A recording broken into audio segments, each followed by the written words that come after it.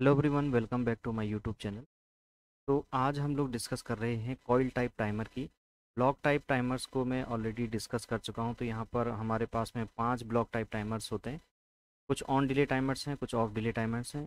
इनको मैं already discuss कर चुका हूँ। अब हम लोग बात करते हैं कॉइल टाइप टाइमर की।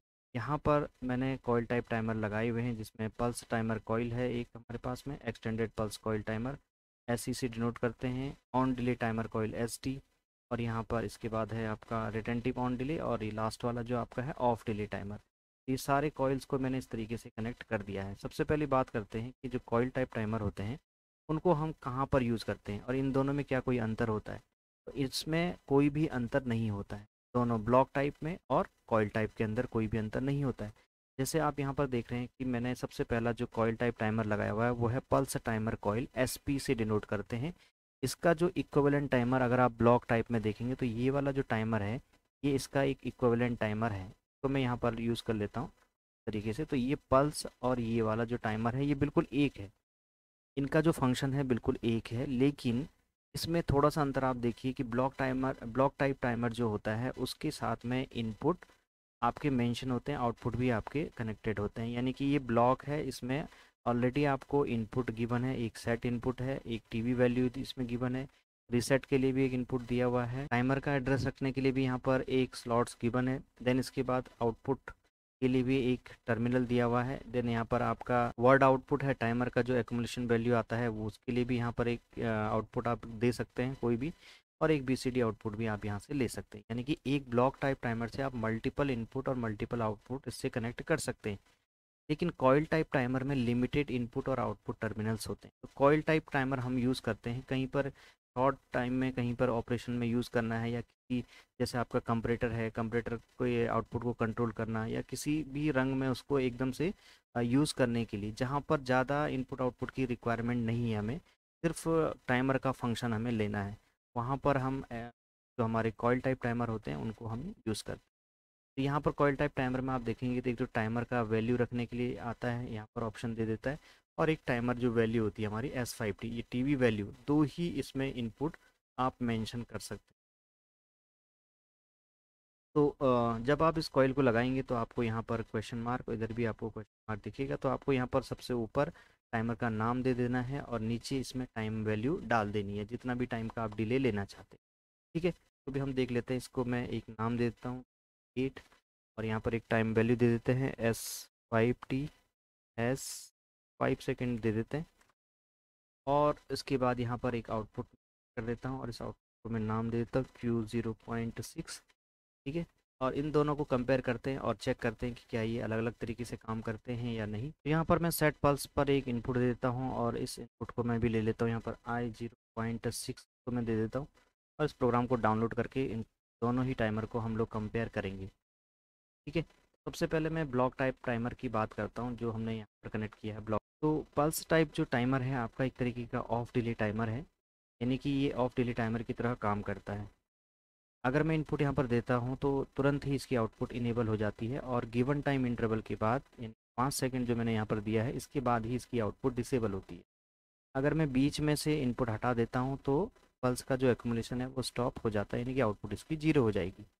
देखते हैं इसको। I0.6 पर मैंने इनपुट दिया, देखिए यहाँ पर एक्यूमुलेशन चालू हो गया, और गिवन टाइम इंटरवल यानी कि 5 सेकेंड के बाद इसकी आउटपुट जीरो हो जाती है। तो ये एक तरीके का ऑफ डिले टाइमर है। दूसरा इसका ऑपरेशन क्या है कि ये एक पल्स टाइमर है। अगर मैं इनपुट देता हूँ और बीच में से मैंने इनपुट हटा दिया है, इनपुट हटाते ही आप देखेंगे कि एक्यूमुलेशन स्टॉप हो गया है।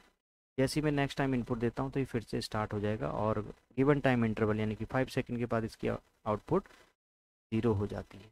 ठीक है, ये तो था ब्लॉक टाइप टाइमर। अब हम यहाँ पर बात करते हैं कॉइल टाइप टाइमर की। इसको हम चेक करते हैं, और मैंने जैसे कि बताया कि दोनों ही टाइमर जो हैं उनके फंक्शन में कोई भी अंतर नहीं है। यहाँ पर इसका फंक्शन भी आप चेक कर लेंगे। I0.0 पर मुझे इनपुट देना है, तो जैसे ही मैं इनपुट देता हूँ, इनपुट देते ही T0 आपका इनेबल हो जाएगा, जिससे आपका जो आउटपुट है Q0.0 ये आपका ट्रिगर हो जाना चाहिए। जैसे ही मैंने इनपुट दिया तो आप यहाँ पर देख सकते हैं कि Q0.0 जो है आपका इनेबल हो गया है। अब गिवन टाइम यहाँ पर मैंने 10 सेकंड का दिया हुआ है, तो 10 सेकंड के बाद जो है टाइमर T0 डिसेबल हो जाएगा, तो इससे आपकी Q0.0 भी डिसेबल हो रही है। मैं इनपुट रिलीज़ कर देता हूँ तो आउटपुट भी रिलीज़ हो जाएगा। अगेन इनपुट मैंने इनेबल किया है, एक्यूमुलेशन आपका स्टार्ट हो गया है और अभी मैं बीच में से अगर इनपुट हटा देता हूँ तो एक्यूमुलेशन जो है आपका स्टॉप हो जाएगा। नेक्स्ट टाइम जैसे ही मैं इनपुट इनेबल करता हूँ तो एक्यूमुलेशन आपका वापस से स्टार्ट हो जाता है। तो यहाँ पर आपने देखा कि इसका जो फंक्शन है बिल्कुल पल्स टाइमर के जैसा ही है। जैसे कि ये ब्लॉक टाइप टाइमर है उसी की तरह इसका भी फंक्शन है। तो कोई फंक्शन में कोई भी अंतर नहीं है। सिर्फ अंतर इतना है कि इनपुट और आउटपुट जो है वो लिमिटेड है। और कहीं पर अगर आपको इंस्टेंटली यूज़ करना है इसको तो एसपी को आप कॉइल टाइप टाइमर को यूज़ कर सकते हैं डायरेक्टली। जैसे किसी का आउटपुट है, आउटपुट को डायरेक्टली कंट्रोल करना है आपने, कोई भी ज़्यादा उसमें इनपुट आउटपुट की रिक्वायरमेंट नहीं है, तो आप सिंपली एक करके कॉइल को यूज़ कर सकते हैं। नेक्स्ट इसके बाद जो आपका कॉइल टाइप टाइमर है वो है एससी यानी कि एक्सटेंडेड पल्स टाइमर कॉइल। ये थोड़ा सा अलग तरीके का टाइमर है। ये भी एक ऑफ डिले टाइमर है और इसको कंटिन्यूस पल्स की ज़रूरत नहीं पड़ती है। इसकी पल्स जो है एक बार देने के बाद एक्सटेंडेड हो जाती है, यानी कि इनपुट इसका एक्सटेंडेड होता है और ऑटोमेटिकली आपका जो टाइमर है वो चलता रहता है। Even you stop your input, अगर आप इनपुट हटा भी देते हैं तब भी इसकी आउटपुट पर कोई फ़र्क नहीं पड़ता है। तो i0.1 पर मैंने इनपुट दिया और मैं इनपुट हटा भी देता हूँ तो आप देखिए एक्यूमुलेशन बिल्कुल चालू है। मैंने बीच में से इनपुट हटा दिया है, एक्यूमुलेशन चालू है। ये बिल्कुल अपना एक्यूमुलेशन 10 सेकंड को पूरा करेगा और क्योंकि ये ऑफ डिले टाइमर है तो ये गिवन टाइम के बाद ऑफ हो जाएगा। 10 सेकंड दिया हुआ, 10 सेकंड के बाद ये ऑफ हो गया। एसी के जैसा जो है, अगर हम एसी की बात करें तो ब्लॉक टाइप में एसी जो है इसके इस एस पी एक्सटेंडेड इस ब्लॉक टाइप टाइमर के जैसे ही काम करता है। बस अंतर यही है कि इसमें इनपुट आउटपुट लिमिटेड होते हैं। पी एक्सटेंडेड ब्लॉक टाइप में आपके मल्टीपल इनपुट्स होते हैं। यहाँ पर आप देख सकते हैं कि इसमें सेट का इनपुट है, टीवी इनपुट तो चलो दोनों में होता ही है। रीसेट का अलग से दिया हुआ है इनपुट, यहाँ पर बीसीडी का अलग से दिया हुआ है, बीआई भी अलग से दिया हुआ है और क्यू भी अलग से दिया हुआ है। तो यहाँ पर तीन तो आपको आउटपुट मिल जाते हैं, तीन इनपुट मिल जाते हैं और एक टाइमर वैल्यू के लिए आपको एक नेम रखने के लिए स्लॉट आपको मिल जाता है। जबकि कॉइल टाइप में केवल आपको दो स्लॉट मिलते हैं, एक है आपका टाइमर नेम के लिए और एक टाइम वैल्यू रखने के लिए। इसके अलावा कोई भी स्लॉट नहीं होता है। नेक्स्ट आते हैं हम लोग ऑन डिले टाइमर कॉइल में, यानी कि एसडी। तो एसडी की अगर मैं कंपैरिजन करूं ब्लॉक टाइप टाइमर से तो ये ओडीटी के जैसा होता है। ठीक है, ऑन डिले टाइमर, ये एक ऑन डिले टाइमर है। इसका मतलब है, ऑन डिले का मतलब है कि जब मैं इनपुट प्रेस करता हूँ तो तुरंत इसकी आउटपुट ऑन नहीं होगी। गिवन टाइम इंटरवल 10 सेकंड के बाद इसकी आउटपुट क्या होती है, ऑन होती है, इनेबल होती है। अगर बीच में से मैं इनपुट हटा देता हूँ तो ये स्टॉप हो जाएगा। ठीक है, एक तरीके से पल्स टाइमर के जैसे काम करता है, जैसे ऑफ डिले में पल्स टाइमर काम करता है।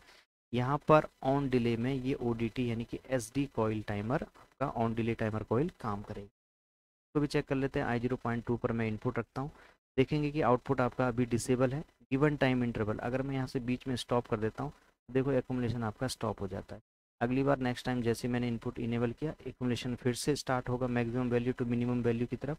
जैसे 10 सेकंड से 9 8 7 ऐसे करके जीरो की तरफ जाएगा। जैसी टाइम वैल्यू जीरो कैलकुलेट होगी, ये अपनी आउटपुट को इनेबल कर देता है। ये एक जस्ट रिवर्स है आपका ऑफ डिले टाइमर का।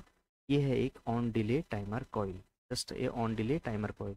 और इसका जो इक्विवेलेंट है वो है S O D T. This is on delay timer, block type timer है और फंक्शन में कोई भी अंतर नहीं है। बस उसमें रीसेट के लिए इनपुट मिल जाता है और बी आई और आपका बी सी डी आउटपुट के लिए और एक आउटपुट के लिए टर्मिनल गिवन होता है।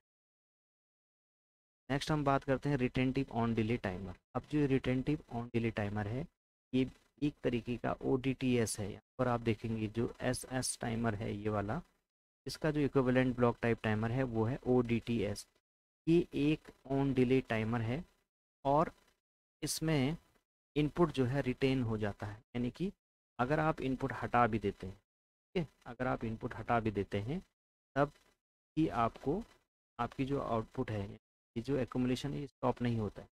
अब मैं i0.5 को एक बार इनेबल करता हूँ। आप देखिए ये एक ऑन डिले टाइमर है, यानी कि तुरंत इसकी आउटपुट ऑन नहीं होगी, 10 सेकंड के बाद ऑन होगी। लेकिन इसमें और ओडीटी यानी कि एसडी में क्या अंतर है, इसमें और एसडी में ये अंतर है कि ये एक एक्सटेंडेड तरीके का टाइमर है, यानी कि रिटेंटिव टाइमर है। इनपुट मैं दे देता हूँ, इनपुट देने के बाद अगर मैंने इनपुट हटा भी दिया, जैसे मैंने i0.5 पर इनपुट दिया है, अभी मैं हटा देता हूँ, हटाने के बाद भी आप देखेंगे कि आपका एक्यूमुलेशन चल रहा है। एक्यूमुलेशन कंप्लीट होने के बाद Q0.3 आपका इनेबल हो जाता है। अब इसमें एक प्रॉब्लम आती है, जैसे कि मैंने ब्लॉक टाइप टाइमर में भी बताया था कि ये रीसेट नहीं होता। जैसे मैं अब नेक्स्ट टाइम अगर इनपुट देता हूँ तो ये एक्यूमुलेट नहीं करेगा अगली वैल्यू को। अब इसमें क्या करेंगे, ये तो एक तरीके से फिक्स हो गया। अब इसको रीसेट करने के लिए आप क्या करो, यहाँ पे नॉर्मली जो ब्लॉक टाइप टाइमर होता है उसमें रीसेट का तो टर्मिनल होता ही है, लेकिन यहाँ पर रीसेट का टर्मिनल नहीं है। अब हमारे पास में रीसेट इसमें कोई टर्मिनल तो है नहीं, तो क्या करेंगे, बिट लॉजिक में जाएंगे और यहाँ पर आपको दिखेगा रीसेट, और रीसेट इनपुट ले लेते हैं, यहाँ पर सेलेक्ट कीजिए तो रीसेट इनपुट, ठीक है। यहाँ पर रीसेट में मैं दे देता हूँ एक इनपुट। मेमोरी से भी आप रीसेट कर सकते हैं उसको, या आपने कहा कि यार मैं M0.0 से इसको रीसेट कर दूंगा। इसको रीसेट करना आपने यहाँ पर टाइमर T3, टाइमर का नाम लिखना है, आपको इसको रीसेट करना है, ठीक है। इसको डाउनलोड कर लेता हूँ। मैंने क्या किया, बिट लॉजिक से एक रीसेट इनपुट ले लिया है। अब देखिए अभी तक ये रीसेट नहीं हो रहा था, तो मैंने एक एक्सटर्नल रीसेट ले लिया है, क्योंकि हमें कॉइल टाइप में एक्सटर्नल इनपुट आउटपुट डालने हो। अब मेमोरी से मैं इसको ले सकता हूँ, कर देता हूँ मेमोरी इनपुट ले लेता हूँ। मेमोरी इनपुट मेरा है M0.0 को जैसे ही मैं इनेबल करूँगा मेरा जो टाइमर T3 है वो रीसेट हो जाएगा, क्योंकि मैंने यहाँ पर रीसेट के लिए जो आउटपुट एड्रेस लिया हुआ है वो है T3। तो मैंने यहाँ पर M0.0 पर एक इनपुट दिया, तो आप देखेंगे जैसे ही मैंने इनपुट दिया एक नेगेटिव एज सिग्नल से मेरा जो टाइमर है वो T3 रीसेट हो गया। अब ये T3 जो है अब फ्रेशली एक्टिवेट होने के लिए रेडी है। अब यहाँ पर देखेंगे फिर से ये एक्टिवेट हो रहा है, और गिवन टाइम इंटरवल यानी कि 10 सेकंड के बाद T3 इनेबल हो जाएगा, और यहाँ पर भी लॉब आपको रीसेट की हाई दिखेगी।